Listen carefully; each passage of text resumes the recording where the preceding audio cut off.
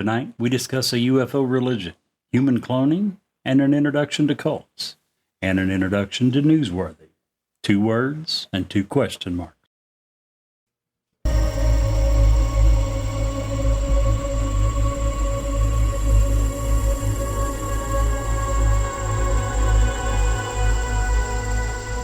He's alive!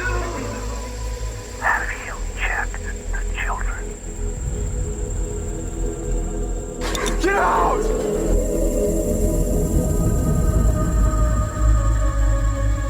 You have scoured the podcast world and finally found us, Newsworthy with Steve and Jerry, where we delve into all things mysterious, macabre, or out of this world, and decide if they are truly newsworthy. 2 words and 2 question marks.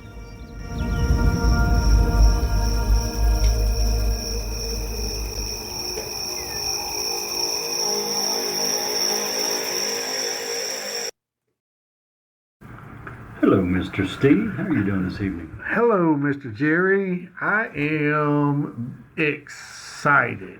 Very excited today. This is excited and weirded out and crazy all at the same time. I agree.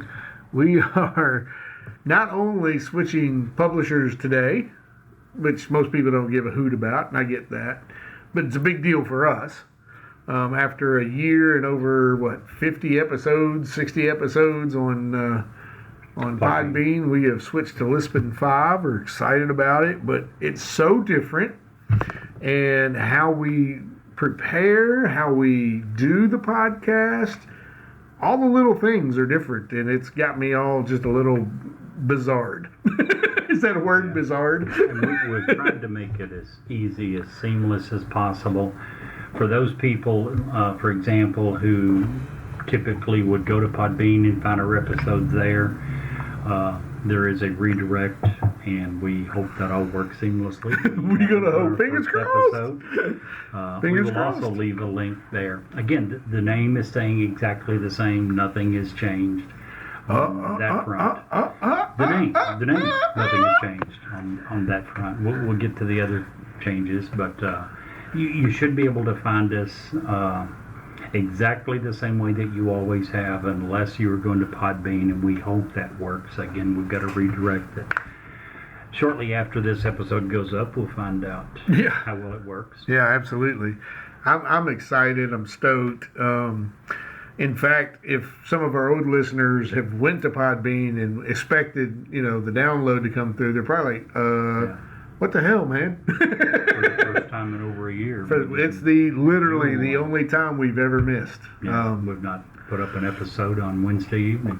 Yeah, and That was my fault. We attempted to. Well, Laptop died, and we got part of it done yesterday, and we're finishing up this evening. I think it's fine, and this new format allows us to do so many good things.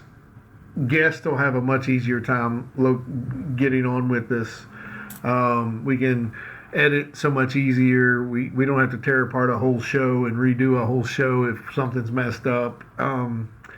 There's a million. The biggest drawback is, and we didn't utilize it a lot. We had a few regulars that would listen to us, Double and Mochi, and a few others that jumped in, but we don't have the live anymore. But we do have what we hope is going to be a better overall show and a very better overall experience.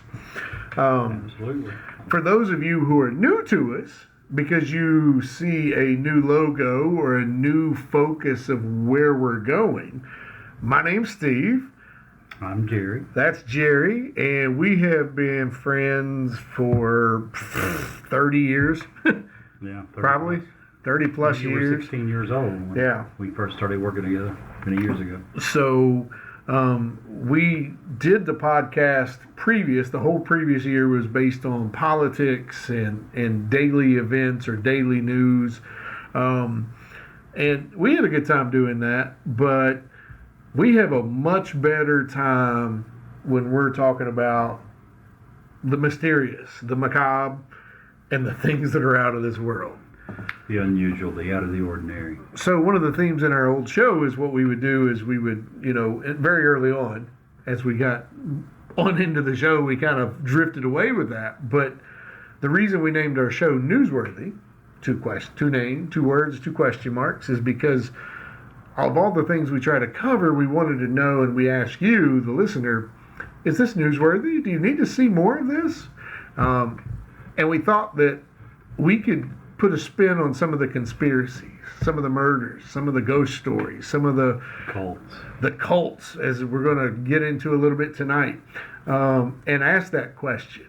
Should people be more aware of this? Isn't this something we should see on the news a little more? Because this story doesn't need more coverage. So that's why we have a new logo, and we kept our same name, and it all kind of fits. We're just going in a different direction, and I think it's going to be a lot of fun, I hope. Another thing is politics gets really depressing. Oh my gosh. There's so little in politics that's positive, that's upbeat, that's a feel-good story. Right. And we would just sometimes get so down with some of the stories that we're covering.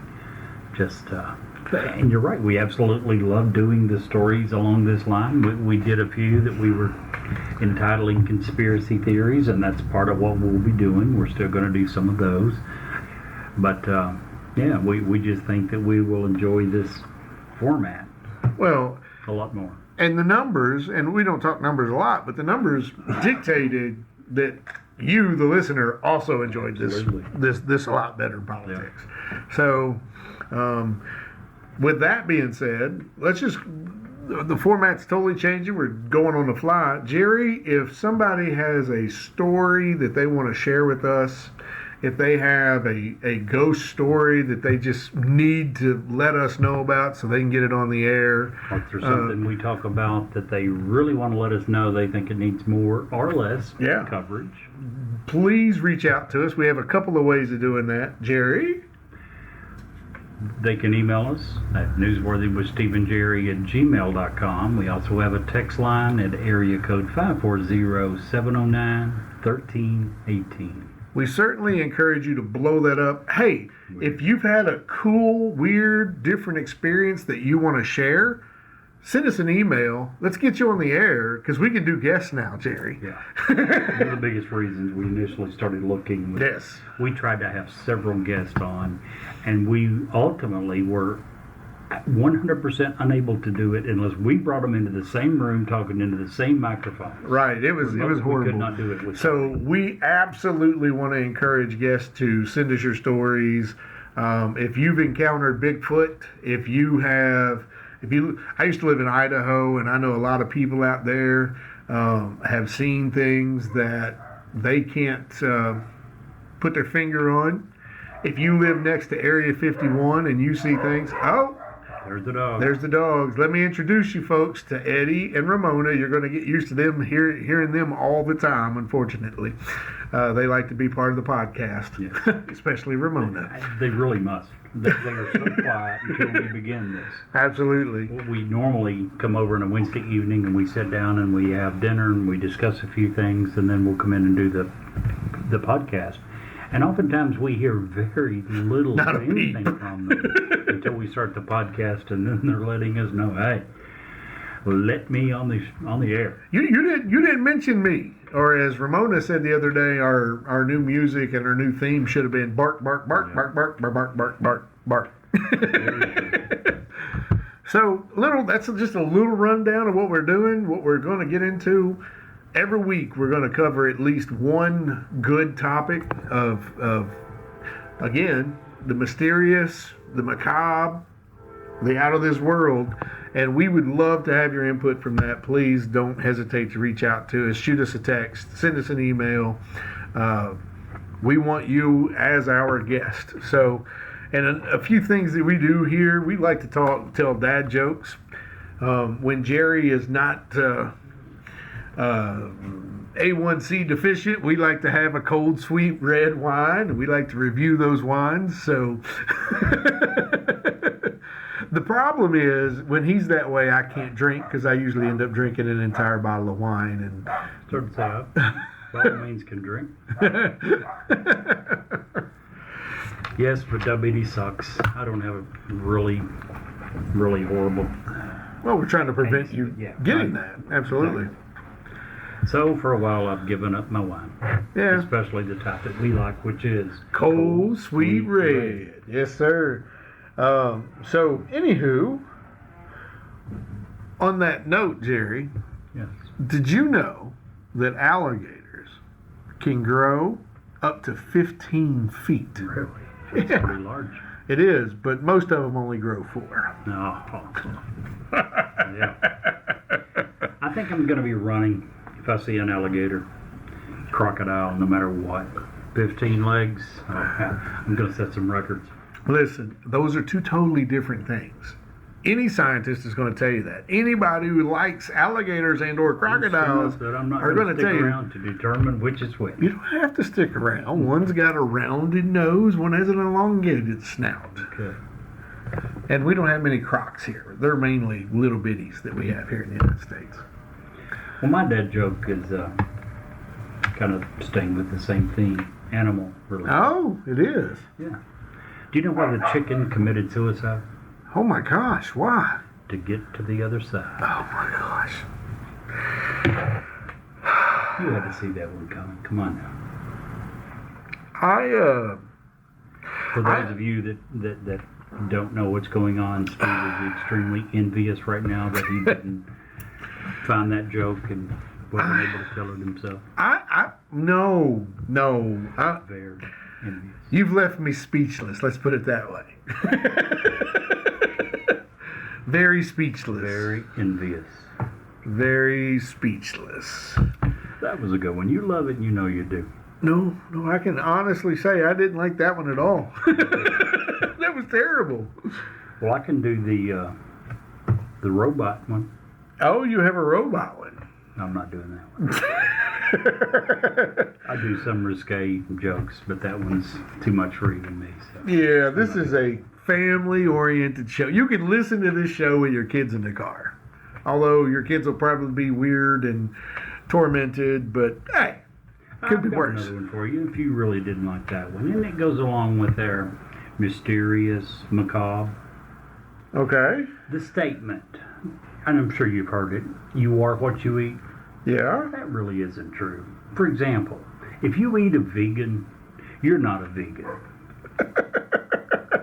That falls under macabre. That one I liked. It almost made me snort.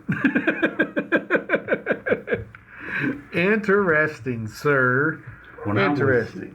I was 19 years old, a freshman at the University of Kentucky, downtown on Main Street, Wildcats. there was the Kentucky Theater, and directly adjacent to that, there was a porno theater. Myself and 2 girls, Colleen and Julie, went one time. We'd never been to a live theater showing, and so we decided to go. We walk in, this place is jam-packed. Jam-packed. And the entire screen is, it's a theater. It's a huge screen. And on the screen, there's nothing but a man's phallus organ. The entire 40-foot wide, 15-foot tall. You didn't know that dude did film, did you? Well, listen. The 2 girls, Colleen and Julie, right? We step inside the doors. We start looking for a seat. I haven't even looked up at the screen yet. And the place is packed. We had to walk almost to the front to find seats. But as soon as we walk in, Colleen looks up and sees that and starts laughing, which in about a half a second turns into what you almost did. She snorted. So she walked down the entire aisle of this theater. The entire way down. I will never forget that. Every time someone mentions snoring, it reminds me of Colleen. So, anyway. Oh my goodness. Wow. First of all, I never knew you went to an adult theater, Yeah. but that's a new one. We wanted to see what it was, like. Was it theater. worth the price of admission? Listening to Colleen snort was worth the price of admission. What are you talking about? I mean, this is 40 years later, and I'm still telling the story. That alone should tell you the worth of that. Yeah, I get that. That makes good sense. Wow. That's crazy. Crazy, crazy, crazy. So, how was your week? Week was great. Busy, crazy, busy. So, Had a bit of good news yesterday. Hopefully that continues tomorrow. So we'll see. today. What? You said you got good news yesterday? No, I got good news today. Hope it continues There tomorrow. you go. That's what I said. Absolutely. Fantastic news. Best I've heard in a long time. So anyway, you want to get into what we're talking about tonight? Ooh. Sure. I wish there was a way we could turn the sun down a little bit. We're not used to doing this in the daylight, so it's like, it's a little bright, and if we could turn the sun down, it would set the mood. Like put a smoke machine in the studio here, that'd be awesome. We can't do any of that. You can do it at home though, if you want to listen to us while at home. Jerry has a spooky, scary voice, so. I do. So. That's scary. Our initial episode, we wanted to pick something. We knew he was going to do an introduction and just a redirect of our show, so we knew we weren't going to get into a real deep topic today, although this one could be. It could be something we revisit at some point in the future because it's crazy. But we want to talk tonight about the occult. It is... and I want to talk about a specific cult, and I think Jerry is going to talk tonight a little bit about what it takes to be a cult leader. Well, we're going to talk a little bit about cults, period. And you and I got to discussing the other day, what does it take to be a cult leader, and also what does it take to be a cultee, if that's a word. Yeah. But first of all, cults, what are they? The one description that I found that I thought was good, it says normally a relatively small group which is typically led by a charismatic and self-appointed leader who excessively controls their members, requiring unwavering devotion to a set of beliefs and practices which are considered deviant. And that's crucial. Yeah. Because there's a ton of organizations or groups that gets labeled as cults, many times wrongly so, simply because people don't like them. They're maybe a little bit different. And some people will see it as competition to their group. A ton of cults, probably the majority I would guess, are interreligious spiritual beliefs. Right. Right. So when it comes to religion, anytime that people see something that they view as a threat to their religion, they look at it very negatively. So, Yeah. The Catholics did the Protestants. Yeah, I mean, always been that way. Yeah, There's been more people killed in religious wars than any other type of war ever. or in the name of some god. Yes. Which Which I can classify all that as religious wars. Right. Yeah. So many times another group will be labeled a cult just simply because that they are different. But yeah, when you get into what does it take to be a cult leader? Well, we talked about some of it with the very description of what a cult is. They're typically led by a charismatic and self-appointed leader. But that's putting it very mildly. I picked out 4 examples of some of the probably better known cult leaders. Keith Raniere is one of the most the latest examples.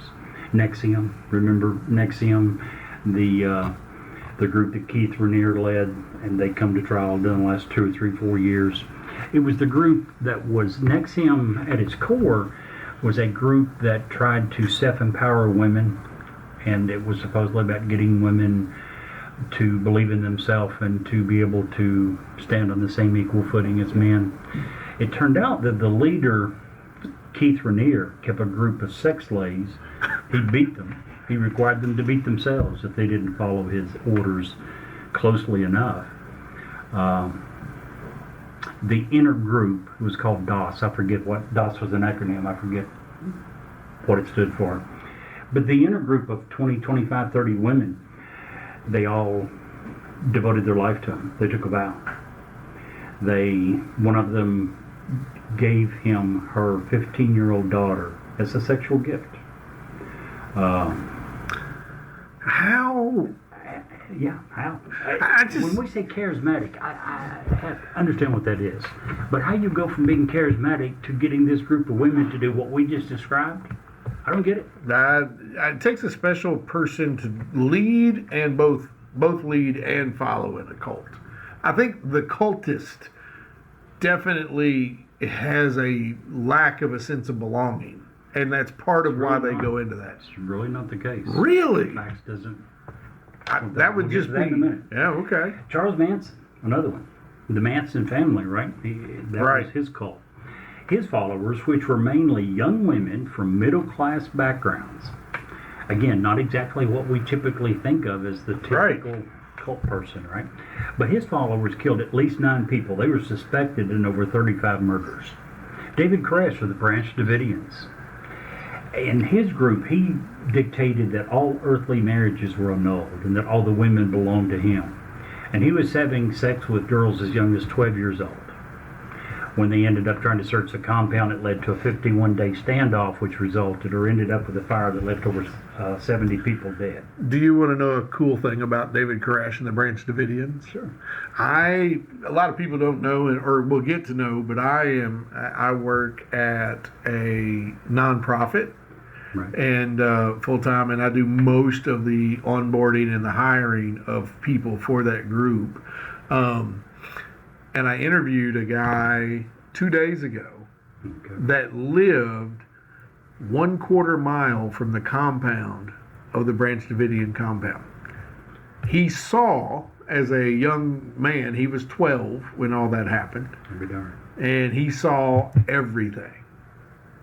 He was one of the people, him and his family, literally, when they brought all of the stuff there to make it happen, they were staging at the end of his driveway. Small world. And I was like, just blown away. We didn't even continue. He told us about that for like 20 minutes, and I was like, drool coming out of my mouth, because that's just so bizarre to get someone that close. Yeah, You know, absolutely. to hear the gunfire, to hear the bomb, the explosions when the place caught fire and was going, and feel the fire, the heat from the place. Sure. It was crazy what he was telling us. But I digress. I'm sorry. One more, Jim Jones, the People's Temple. This guy talking about being charismatic and how do you get people to follow you. He convinced over 900 of his followers to commit mass suicide, Yeah. to drink the Kool-Aid. Yeah. They knew what was going on. They saw. practiced this. If you were at the end of the line, the first people were already starting to fall over. I don't get it. Yeah.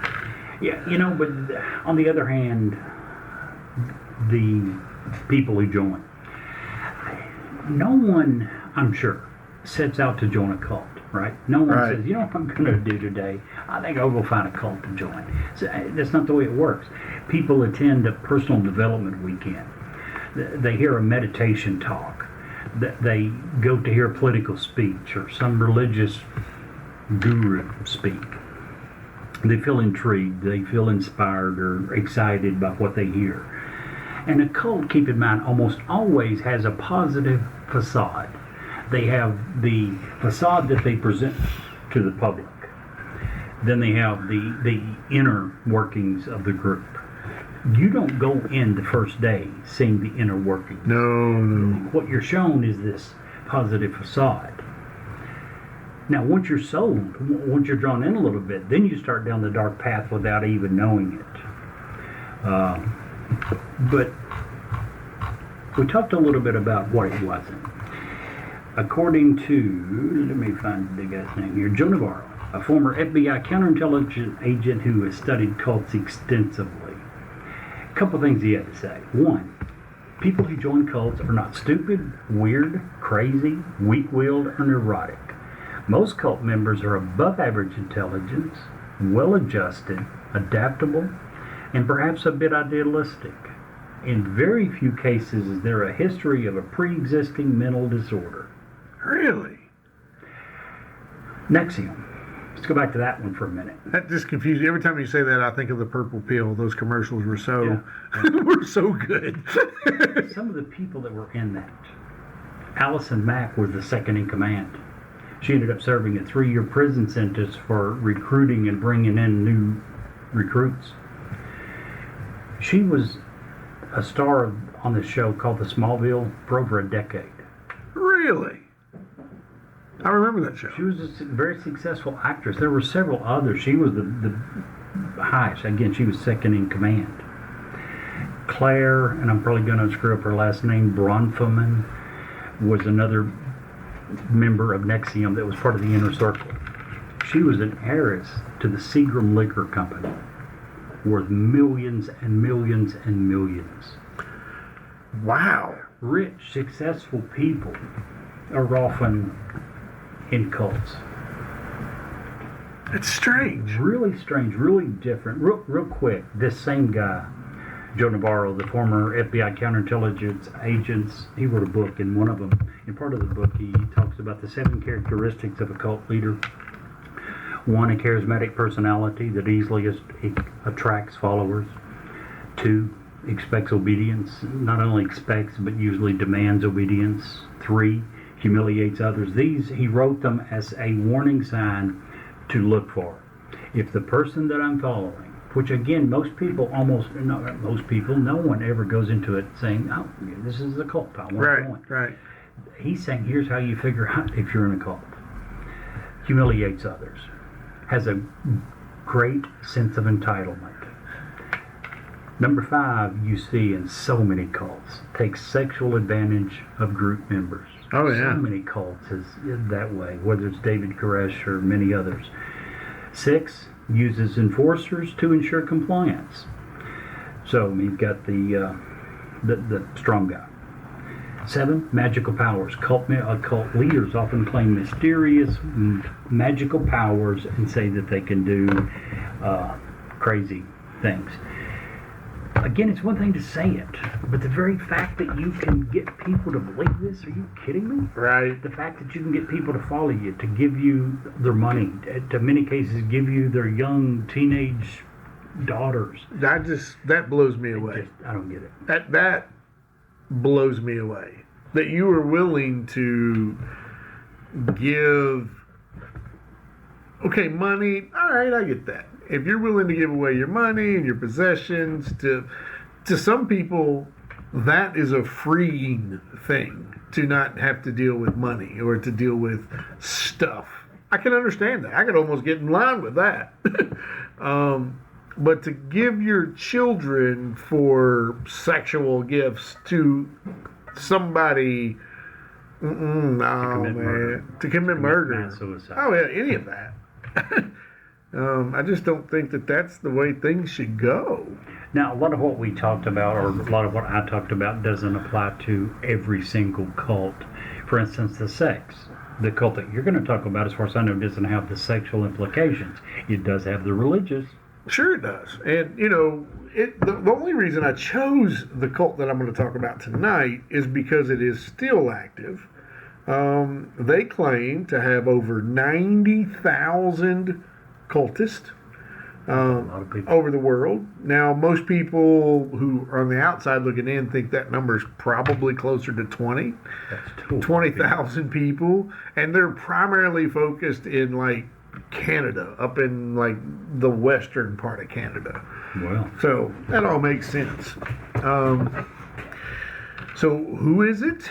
Well, I'll give you a hint by saying that their symbol, or their religious symbol, is a perfect hybrid between the Jewish Star of David and the swastika, which is just bizarre to me.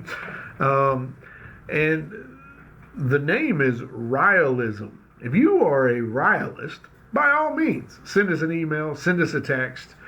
We'd love to talk to you about what it is that you believe without going to Wikipedia, without going to some of these sites that talk about what you are. I'd rather hear it from you.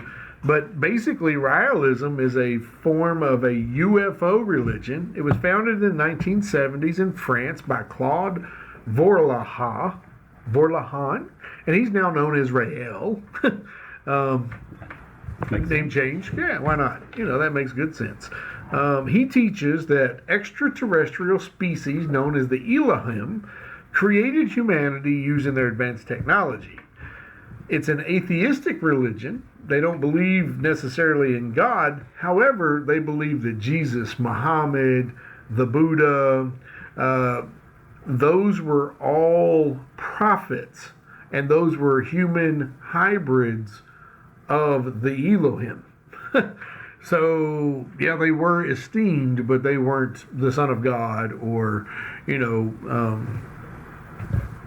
anybody else. And they also believe that with the atomic bombing of Hiroshima in 1945, that humans and humanity had entered the age of the apocalypse, in which it threatens itself with nuclear annihilation. Well, that's pretty, yes, can't deny that, really. But I say all that because they believe when you die, you're dead. And their only hope for physical immortality is through something known as cloning. And this is where this particular cult, and I'm using air quotes, starts to get its deviousness. We said that one of the things that you had to have in a cult is something that makes you deviant or different or something or that normal, people are going to.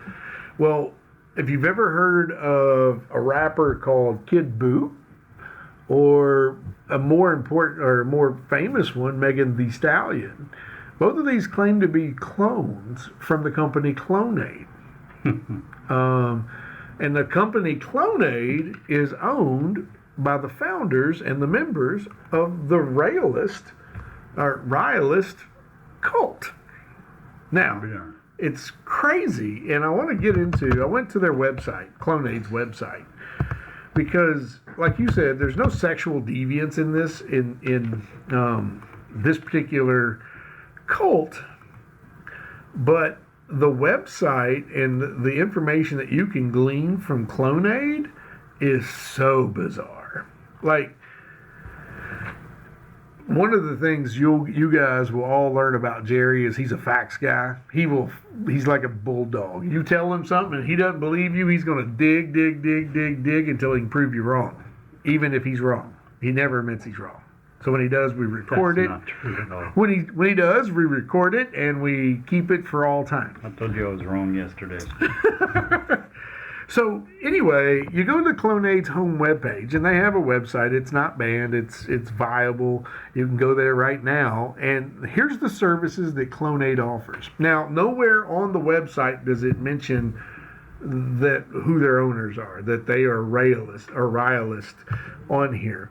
But Clonaid is the world's leading provider of reproductive human cloning services.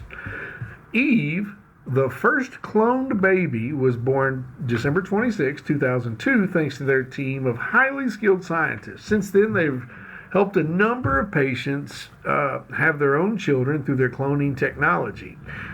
If you go into it a little more, they have claimed between 2002 and 2004 to have cloned 14 individuals. They even have stats to back up what they've done and what they have. Now, everybody else on the planet says that hasn't happened.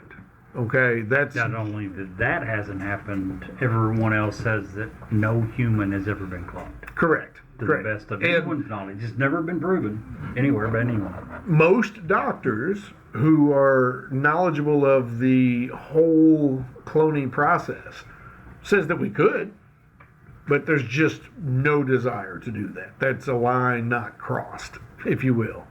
Now, you and I were talking yesterday when we was talking about this. Dictators and thugs and warlords and rich people all over the world are just chomping at the bit to make this happen. But when you get a clone of yourself, it's not you. There's no way to clone the brain, the memories, the thoughts, the way, the character that you've built. There's no way to do that. So you would just have a mini you that you have to raise and will become a totally different person that just looks like you. So, but anyway, that's why I bring that up.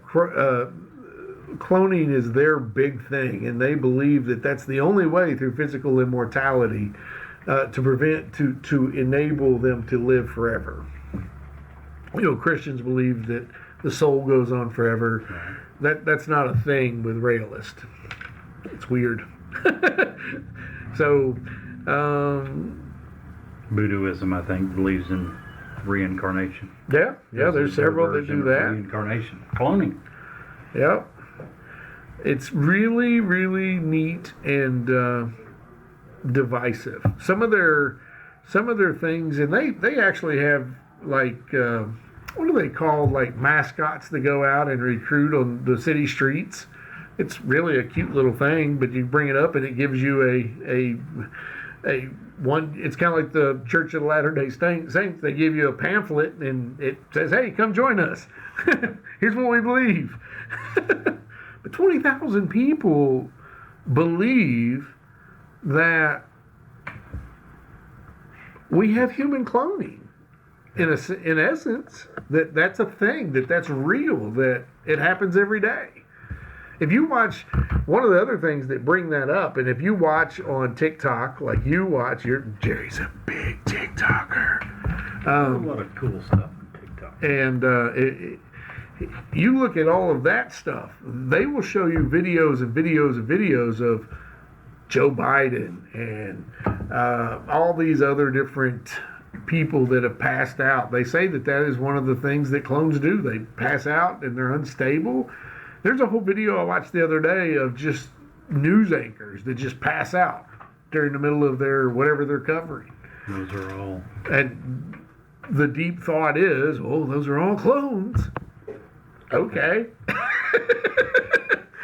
It's not that we have, 100 million news anchors and you find the 12 that have a medical issue on camera. It happens. It's life. But Yep. They point to those people all being clones.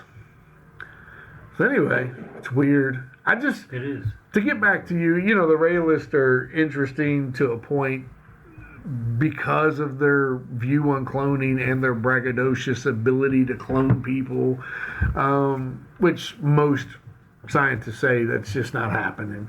It's just not. If it happened in the United States, they'd be held liable legally, because that's illegal here. Yeah, probably Canada too.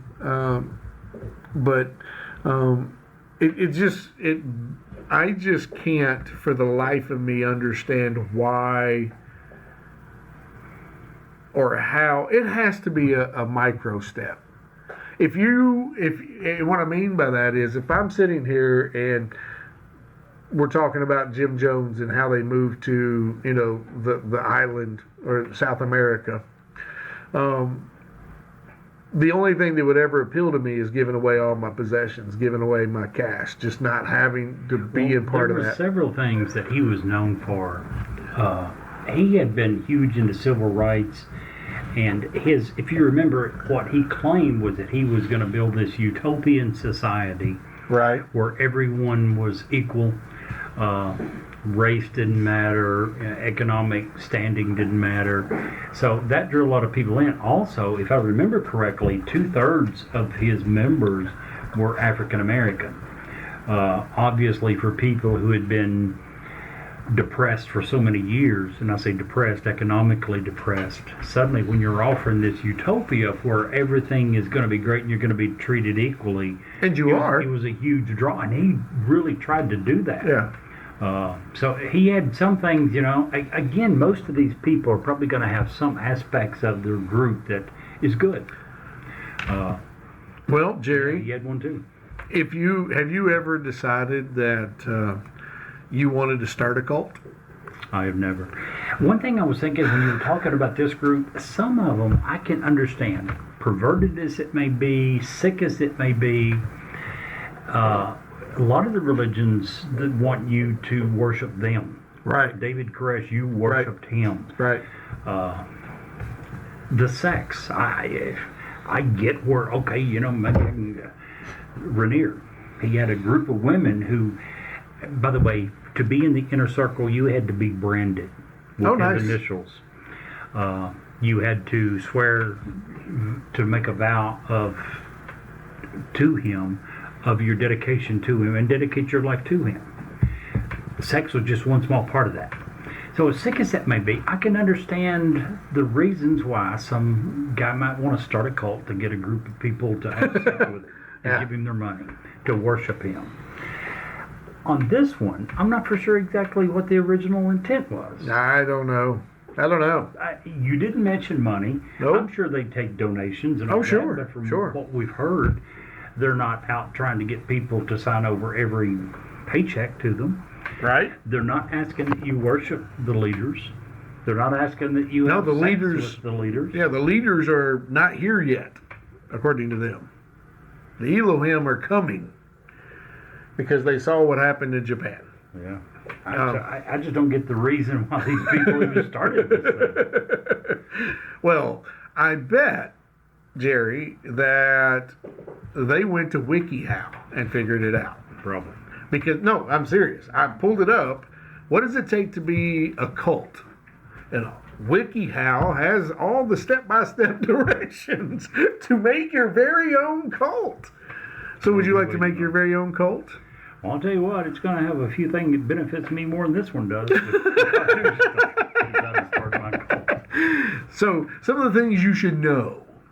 Center your cult around an obsession that can help and benefit others in the long run.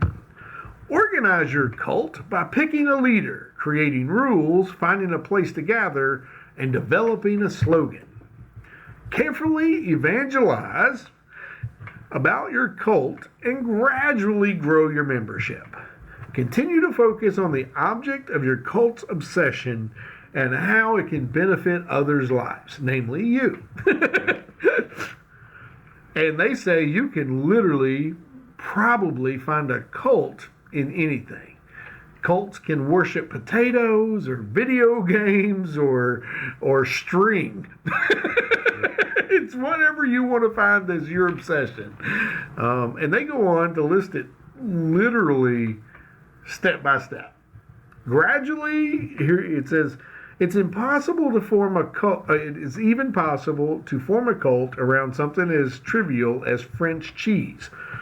If you really believe that subject or idea has the potential for positive good in the world, it doesn't need to be weird or especially complicated. And in fact, it's probably better if it's relatively normal. Crazy. Yeah, WikiHow. Well, I won't go into into that much more, but as a good opening salvo for the new format of the show, I think that's pretty darn good. What do you think, Jerry? I agree. Well, that's awesome, man. It's a crazy cult. So crazy we can't even figure out what its real purpose is. But I would really like to come back at some point and visit cults again and get into some of the more, I tried to keep this lighthearted, but there are some deviant, evil cults Twisted. that are still around and viable today. And we're going to get into that in a different show. But anyway, that's where we're going to end this episode. No, that's not true. I lied. I forgot. New format. Steve, think. We have a bonus. We have a bonus story. If you'll stick around through just a few commercials, you get a bonus story. Man, that episode is really interesting. And if you'll stick around for us for just a few commercials, we have another great story to tell you. Hi, this is Ed Locke with USA Mortgage. When it comes to buying a home, the process can be overwhelming and confusing. With so many options, it can be hard to know where to start. That's why it's important to work with a certified mortgage loan originator. I have the knowledge and expertise to guide you through the process and find the best mortgage option for you. I will work with you every step of the way to ensure that you are getting the best deal possible. So if you're looking to purchase or refinance, please reach out to me at 502-680-0953. So don't take on the stress of buying a home alone. Work with me and I will make your dream a reality. Trust the professionals and make your home buying experience a positive one. MLS ID 448908, DAS Acquisition Company, LLC, doing business as USA Mortgage, MLS ID 227262. This is not a commitment to lend. Additional terms and conditions apply. USA Mortgage is equal housing opportunity. If you want us to review or rate your product on air, if you have suggestions for new episodes, awesome ghost stories, or anything else, please reach out to us. Our email address is newsworthywithsteveandjerry@gmail.com. Our text number is area code 540-709-1318. And now, back to the story. Hey guys, thanks for sticking through those brief commercials. As promised, we have a awesome little bonus story for you. We're going to talk about the oldest door in the UK. The oldest door in the UK belongs to Westminster Abbey. It is the oldest and only Anglo-Saxon door in Great Britain. The door has been standing for over 950 years, Jerry. One door, 950 years. Almost 1,000 years. Almost 1,000 millennium. years. Dating back to the end of the reign of Edward the Confessor during the 1050s. This door was made from a single oak tree, the east side of England, during medieval times. The oak piece has 5 main boards connected by iron strips and wooden beams. It is also approximately 2 meters high. And there were rumors at one time that there was traces of human skin on the door, but that's been proven to be bovine and leather. And it happens that many wooden artifacts during that time were covered with leather to preserve the quality of the wood and to decorate the environment a little bit. The door swings into an octagonal room where back in the 13th century, monks gathered for prayers. And today it serves as a storage place for important religious documents. That is an amazingly old door. That it is. And Jerry, if you can't see the light, Be the light.